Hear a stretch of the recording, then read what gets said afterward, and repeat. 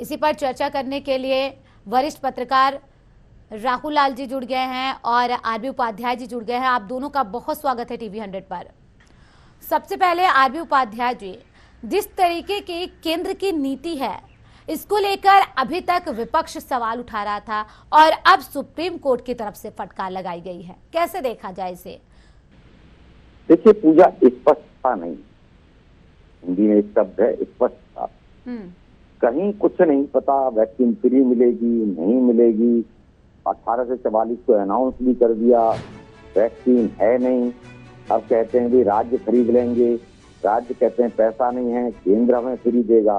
तो बड़े असमंजस थी और उसी का परिणाम है। आप देखेंगे लोग जाते हैं, लाइन लगाते हैं और पता लगता है वैक्सीन है नहीं।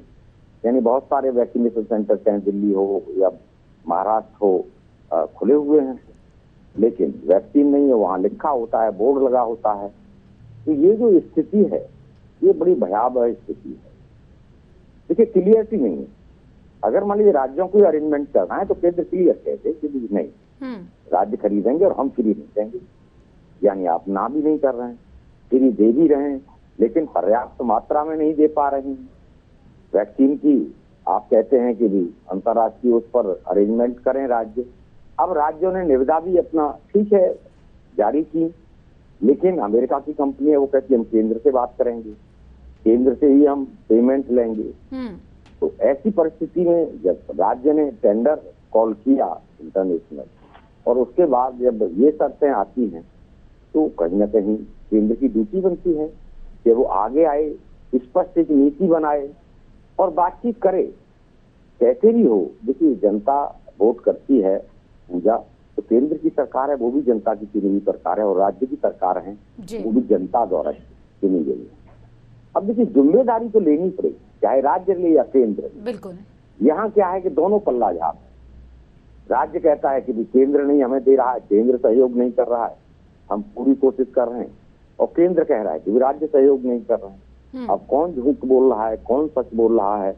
और इसी का परिणाम है कि मामला लिटिगेशन में क्या था कि राज्य हैं जब उन्हें नहीं मिल रही वैक्सीन तो वो कोर्ट के पास जाते हैं कि देखो जी हमने तो कोशिश की, टेंडर लेकिन जारी किया। राहुल लाल जी, जिस तरीके से राज्य और केंद्र के बीच ये लड़ाई चल रही है, क्या लग रहा है आपको? क्योंकि देखिए जनता इसमें पिस रही है।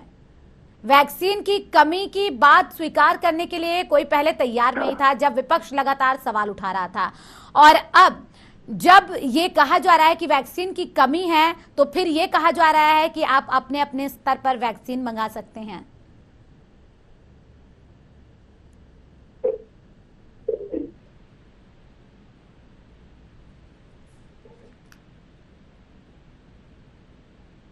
ने देखा कि एक तरह से बिहार के चुनाव के समय में बीजेपी ने घोषणा कर दी कि यहाँ पे हम चुनाव जीतेंगे तो फ्री वैक्सीन मिलेगा, या फिर इस तरह का ये एक तरह से चुनावी घोषणा लेके जो है कि ये पश्चिम बंगाल भी गए।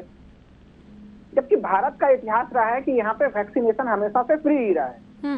तो अब अभी जो माननीय सर्वोच्च न्यायालय ने कहा है कि अभी स्थिति क्या है, केंद्र सरकार 45 से ऊपर वाला वैक्सीन वो राज्यों को फ्री में दे रही है और 18 से 44 वाला वैक्सीन राज्यों को खरीदने के लिए कहा जा रहा है। तो जैसा कि अभी उपाध्याय जी ने कहा भी कि राज्य अगर खरीदने के लिए जा भी रहे हैं तो उनके पास उनको मिल नहीं पा रहा है। इसमें भी केंद्र की स्थिति क्या है कि ऐसे तो केंद्र जो है कि लगातार कहता है कि 1 नेशन 1 कंट्री 1 टैक्स, अलग अलग 1 इलेक्शन, तरह तरह के नारे होते हैं। तो 1 नेशन अगर है तो 1 नेशन और वहां पे इसमें वैक्सीनेशन का 1 प्राइस भी होना चाहिए, 1 नेशन 1 वैक्सीनेशन प्राइस। जब ये बात आप उठाइए तो फिर इसको लेकर भी सुप्रीम कोर्ट ने पूछा है कि आखिर केंद्र सरकार के लिए रेट अलग है, राज्य सरकार के लिए रेट अलग है, ऐसा अंतर क्यों है? एक रेट होना चाहिए। अच्छा, राज्य सरकार अपना राजस्व लगा के खरीदे, लेकिन वो कितना खरीदेंगे वो आवंटन भी तय करना फिर केंद्र सरकार का काम कर रही थी। यही कारण था कि इसमें इतनी ज्यादा खामियां थी कि इन सब चीजों के कारण से सुप्रीम कोर्ट को भी हस्तक्षेप करना पड़ा। आप इस मामले पे भी देखिए, अगर मैं शुरुआत से छोटा सा उदाहरण दूंगा, टीका महोत्सव मनाया जा रहा था 11 अप्रैल से। जब टीका महोत्सव मनाने की घोषणा की तब भी अधिकांश जो टीका वाले जो वैक्सीनेशन सेंटर थे वहां पे वैक्सीन नहीं थे। 1 मई से घोषणा कर दी गई कि 18 से 44 वालों को भी जो है कि लगाया जाएगा वैक्सीन, लेकिन आप घोषणा कर देते हैं लेकिन आपके पास वैक्सीन होता ही नहीं है। तो क्या था कि सरकार, एक तरह से सरकार को जितनी गंभीरता से इस पूरे मामले को लेना चाहिए था, सरकार ने वैक्सीन के मामले को कभी गंभीरता से नहीं ली, इसके पॉलिसी को कभी गंभीरता से सरकार ने बनाया ही नहीं। स्थितियां ये रही कि देखिए, एक तो दो तो जो भारत में जो 2 कोविशील्ड और जो कोवैक्सीन यहाँ पे निर्माण हो रहा है, उसके अतिरिक्त एक स्पुतनिक तीसरा आया हुआ, जबकि फरवरी के समय में जो अमेरिकी कंपनियां फाइजर, मॉडर्ना, ये सब उस समय भारत सरकार से संपर्क कर रही थी। भारत सरकार ने उसमें कोई विशेष दिलचस्पी नहीं दिखाई जी। अब स्थिति क्या है कि जब भारत सरकार खुद उनसे संपर्क कर रही है तो वो देखिए, उन्होंने रेट काफी ज्यादा महंगे कर दिए हैं। वो 1200 के आसपास, एक जो उस समय 300 के आसपास वो देने के लिए तैयार थे, आज एक वैक्सीन का वो 1200 रुपया मांग रहे हैं। तो ये सब भी कई अलग अलग समस्याएं आ रही हैं। तो सरकार को देखिए, राज्य सरकार से तो वो कंपनियां डील करने के लिए तैयार भी नहीं है, जैसा उपाध्याय जी ने कहा कि वो सीधे सीधे कैन सही करेंगे। तो ये सबसे बेस्ट चीज यही करना पड़ेगा, केंद्र पूरे मामले में खुद खरीद करे और उसको खरीद के राज्यों को दे दे, क्योंकि ये देखिए, अभी हमारा अर्थव्यवस्था भी तभी तेजी से बढ़ेगा। आरबीआई ने भी कहा कि अर्थव्यवस्था को ठीक करने के लिए भी आवश्यक है कि आप टीकाकरण को बहुत तेज गति से कीजिए। और टीकाकरण की अगर गति बहुत धीमी रही, जो अभी की गति है, अभी जिस गति से टीकाकरण हो रहा है, वैसे हमको 4-5 साल लग जाएंगे टीकाकरण में, तो फिर तब तो आप छोड़ दीजिए कि कोरोना की लड़ाई हम लोग जीतेंगे, जो अभी केंद्र सरकार दावा कर रही है, बीजेपी के लोग दावा कर रहे हैं कि दिसंबर तक में हम वैक्सीनेशन का काम पूरा करेंगे। तो क्या उसके लिए आपके पास वैक्सीनेशन की उपस्थिति है? आपने उसके लिए कोई तैयारी की है? यही कारण है कि केंद्र सरकार लगातार पूछ रही है कि आपने बजट में 37,000 करोड़ का जो प्रावधान किया था, उसका क्या प्रयोग किया आपने? केरल हाईकोर्ट ने कहा कि आपने रिजर्व बैंक से भी 99,000 करोड़ रुपया लिए हैं, अरे कम से कम उसका प्रयोग तो कर लीजिए। तो देखिए, केरल हाईकोर्ट ने अपने ढंग से बजट के बारे में समझाया और अभी सुप्रीम कोर्ट अपने ढंग से देख रही है। तो इनको अब इस पूरे मामले में जब दावा किया जा रहा है कि हम दुनिया का सबसे बड़ा वैक्सीनेशन पॉलिसी अपना रहे हैं, देखिए बड़ी जनसंख्या वाले देश हैं, दुनिया के सबसे बड़े लोकतांत्रिक देश है, यहाँ पे कोई भी गतिविधि होगी तो वो सबसे बड़ी ही होगी वो गतिविधि, बिल्कुल। लेकिन उस ब्रांडिंग से दूर, उन सब समस्याओं से दूर, जिस तरह से दूसरी लहर काफी तेज गति से आई और उसमें लोगों के जान गए और तीसरी लहर की आने की संभावना है, वैसे में वैक्सीनेशन पॉलिसी को दुरुस्त करने की जरूरत है। साथ ही पूजा जी, एक चीज मैं कहूंगा कि माननीय सर्वोच्च न्यायालय या दूसरे न्यायालय जो होते हैं, वो पॉलिसी के मैटर्स में प्राय सरकारों के मामले में हस्तक्षेप नहीं करते हैं, लेकिन ये जनहित का इतना बड़ा मामला है कि यहाँ पे सुप्रीम कोर्ट को आना पड़ा। बिल्कुल, और अगर कोर्ट इसमें दखल नहीं देगा तो शायद कोर्ट पर वो भरोसा जो जनता का है वो नहीं होगा। इसी को देखते हुए शायद ये फैसला लिया गया है। लेकिन आरबी उपाध्याय जी, क्या जो भरोसा दूसरे देश राज्यों पर नहीं जता पा रहे हैं, ऐसे में केंद्र की ये जिम्मेदारी नहीं बनती कि वो तमाम जो वैक्सीन है वो समय पर लेकर आए और राज्यों को आवंटित करें? आखिर इसमें क्या परेशानी हो सकती है, क्यों नहीं हो रहा है? देखिए, पूरी जिम्मेदारी बनती है और टीका का अगर राजनीतिकरण किया गया है वैक्सीनेशन का, तो वो केंद्र ने किया है। आप देखेंगे, चाहे बंगाल का इलेक्शन हो, चाहे वो बिहार का इलेक्शन हो। बिहार में आपने कहा कि अगर हमारी सरकार बनती है फ्री में टीका देंगे, तो फिर लोग क्यों इसके में टीका खरीदें, जब आपने कहा है। और देखिए, एक अजीब स्थिति है, फर्स्ट वेव में सबको सेंट्रलाइज था, एक ऑर्डर होता था और बड़ी स्पष्टता थी, तो इसलिए लोगों ने ताली भी बजाई, थाली भी बजाई, टॉर्च भी जलाई, मतलब जैसे केंद्र ने कहा सारी बातें मानी।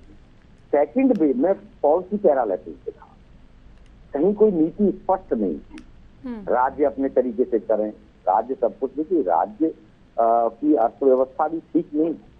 अगर केंद्र कहता है तो केंद्र के पास फिर भी सेंट्रलाइज बहुत सारे संसाधन होते हैं, लेकिन राज्य की जो लिमिटेशंस हैं वो सबको पता है जी। तो राज्य इस स्थिति में नहीं है, उनकी अर्थव्यवस्था इस स्थिति में नहीं कि भी वो टीका खरीद के और टीका तक कर पाए, उनके पास उतने बजट अवेलेबल नहीं।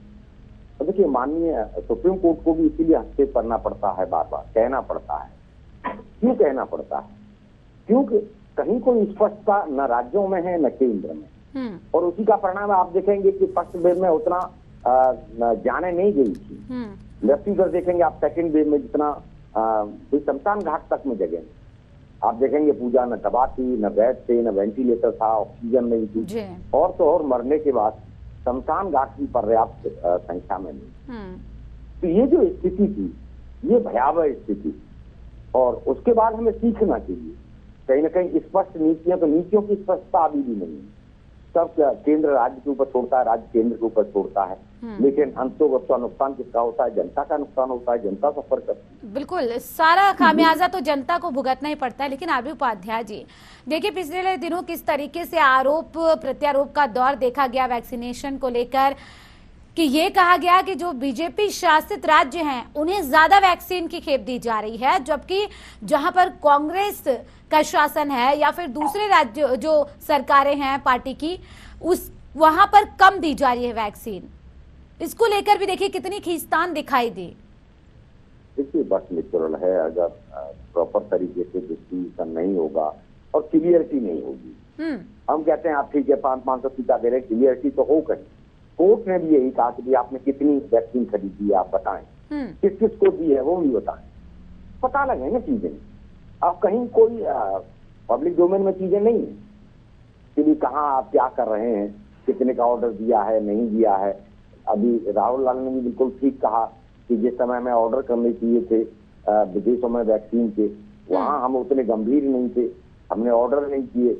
और आज जो स्थिति है सेकेंड वेव के बाद आशंका जताई जा रही है कि थर्ड वेव भी आएगी, और मुझे नहीं लग रहा जिस तरीके से टीकाकरण हमारे यहाँ हो रहा है कि अगर थर्ड वेव आती है, परमात्मा करे वो ना आए, लेकिन अगर आती है तो हम कितने तैयार हैं? कहीं हमारी तैयारी दिखती है। ऐसी कंडीशन में आप देखेंगे कि उसकी जो भयानकता है बहुत व्यापक होगी। तो हम सबको बजाय राजनीति करें, देखिए राजनीति करने के लिए बहुत सारे मुद्दे, चाहे पक्ष है या विपक्ष है, डीजल है, पेट्रोल है, महंगाई है, बेरोजगारी है, बहुत सारे राजनीति करिए, उससे कोई मना नहीं कर रहा। लेकिन राज्य सरकार को, केंद्र सरकार को, दोनों को मिलकर ये सुनिश्चित करना चाहिए कि अगर थर्ड वेव आती है तो हम अपनी जनता को इस तरीके से बचा लेंगे। पूरा एक रोड मैप करके जनता के सामने लाना चाहिए बाइक के कि भी हमारी ये तैयारियां हम इस तरीके से करेंगे, और अगर थर्ड वेव आती है चिंता करने की जरूरत नहीं। जब थर्ड वेव में बताया गया कि बच्चों के लिए ज्यादा घातक और हानिकारक है, बिल्कुल, तो वहाँ बच्चों के लिए मद्देनजर रख के आपने तैयारी करनी है। अभी तो 60 से ऊपर और 18 से 44 तक का ही आपको कोई बात वैक्सीनेशन को प्रॉपर हम नहीं कर पा रहे हैं, वहाँ बच्चों के लिए अलग से अरेंजमेंट किस तरीके से करेंगे। तो भगवान भरोसे मैं देख रहा हूँ कि जनता है, और इसीलिए पूजा आप देखेंगे कि केंद्र की छवि खराब हुई है। अब मीडिया में भी आने लगा, जिस तरीके से लाश है नदियों में तैरती हुई दिखाई दी, और लोगों में जो एक डर बैठा। देखिए अब की बार गांव में फैल गया करो, सबसे बड़ी चिंता की बात ये थी फर्स्ट वेव में गांव में नहीं पहुंचा था, और नीतियां स्पष्ट न होने की वजह से पिछली बार गांव ने लड़ लिया था। प्रवासी मजदूर, और सबसे बड़े दुर्भाग्य की बात यह है आरबी उपाध्याय जी कि अभी भी स्थितियां साफ नहीं हो पाई हैं, नीतियां साफ नहीं हो पाई हैं। लेकिन राहुल लाल जी देखिए, राज्य हो केंद्र हो, दोनों को एक साथ मिलकर एकजुट होकर काम करना चाहिए। जब से कोरोना महामारी आई है तब से ये बातें की जा रही हैं, चाहे पक्ष हो या विपक्ष हो, कहीं किसी ने भी कोई कोर कसर नहीं छोड़ी एक दूसरे पर छींटाकसी करने में। लेकिन इन सब के बीच जो जनता थी वो लगातार सफर कर रही थी। कहीं वैक्सीनेशन की कमी हो रही है, कहीं सेंटर बंद हो रहे हैं, कहीं ऑक्सीजन की कमी हो रही है, तमाम चीजें, तमाम परिस्थितियां सामने आई। लेकिन जनता ने जिस तरीके से दिखाया है हौसला, और उनकी हौसला अफजाई भी करनी चाहिए। लेकिन क्या जो सरकारें जिनकी जिम्मेदारी है, जिन्हें जनता ने चुना है, वो अपनी जिम्मेदारियों का निर्वहन कब करेंगे, ये बहुत बड़ा सवाल दिखाई दे रहा है।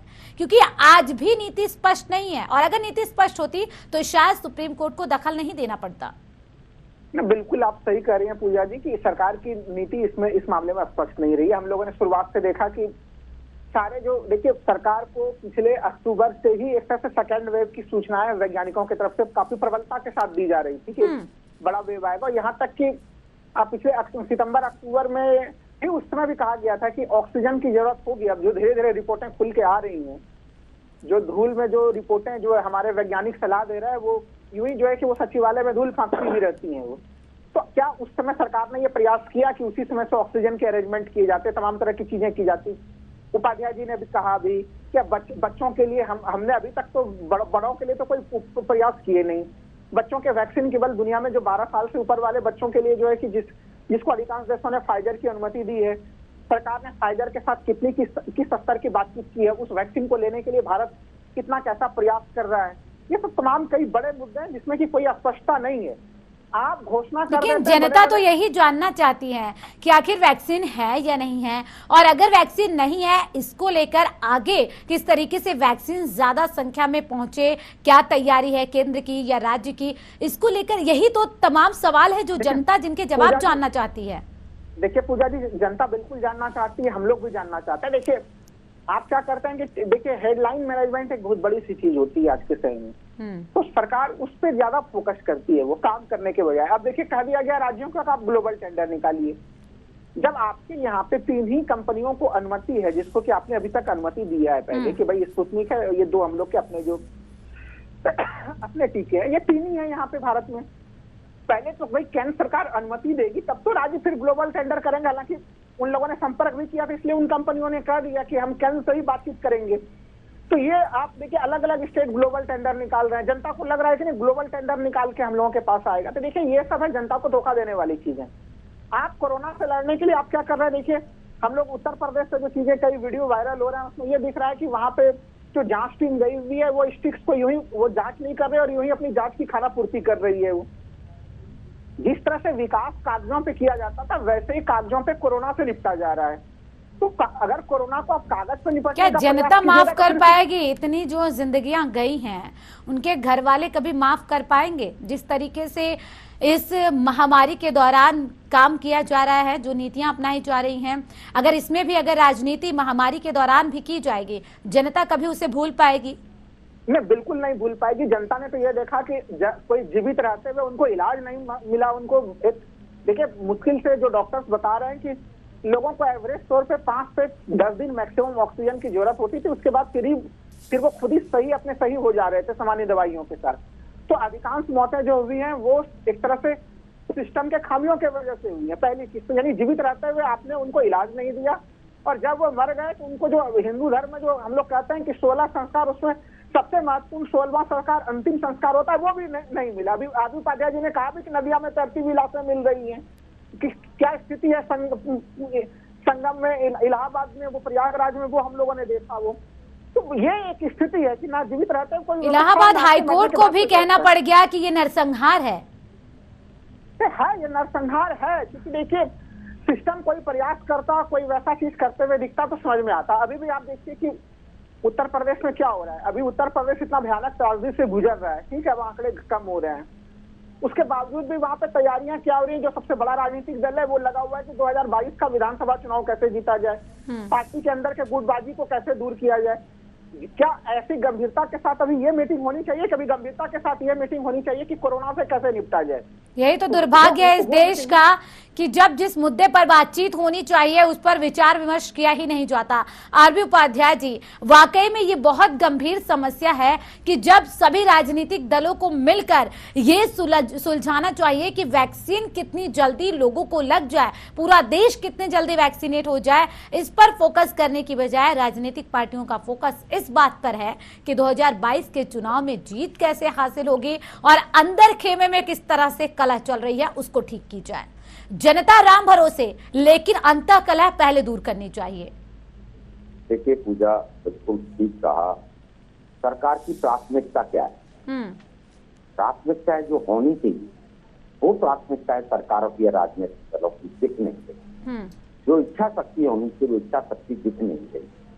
उसी का परिणाम है कि बिना कुछ किए एक दूसरे के टांग खिंचाई, एक दूसरे पर आरोप प्रत्यारोप का दौर चल रहा है, और उसी का परिणाम है कि आप देखेंगे यथार्थ में धरातल पर कुछ भी नजर नहीं आता। हमें तैयारी में जुटना चाहिए, और ऐसा नहीं है, देखिए पैसे की कोई कमी किसी भी पॉलिटिकल पार्टी के पास नहीं। एक छोटा सा गांव का प्रधान है, एमएलए होता है, अब वो भी आप देखेंगे लाखों रुपए खर्च करता है। कोई पैसा अगर नहीं है और जन सेवक हैं, जनता की सेवा करने का इन्होंने व्रत लिया है, तो इन्हीं को कह देना चाहिए कि भाई आप इतने लाखों रुपए खर्च करते हैं, 5-5 लाख रुपए दे दीजिए, जमा करवा दीजिए। हर पॉलिटिकल पार्टी अपने अपने जो भी उम्मीदवार हैं सबसे अगर इकट्ठा करे तो बहुत बड़ा फंड इकट्ठा हो और सेवा ही संगठन अभियान चलाकर जनता के बीच क्या मैसेज देने की कोशिश की जा रही है, ये भी शायद किसी को समझ नहीं आ रहा है। जनता जानना चाह रही है कि आखिर ये क्या है सेवा। चलिए, बहुत शुक्रिया आप दोनों का चर्चा में शामिल होने के लिए, तमाम बातचीत करने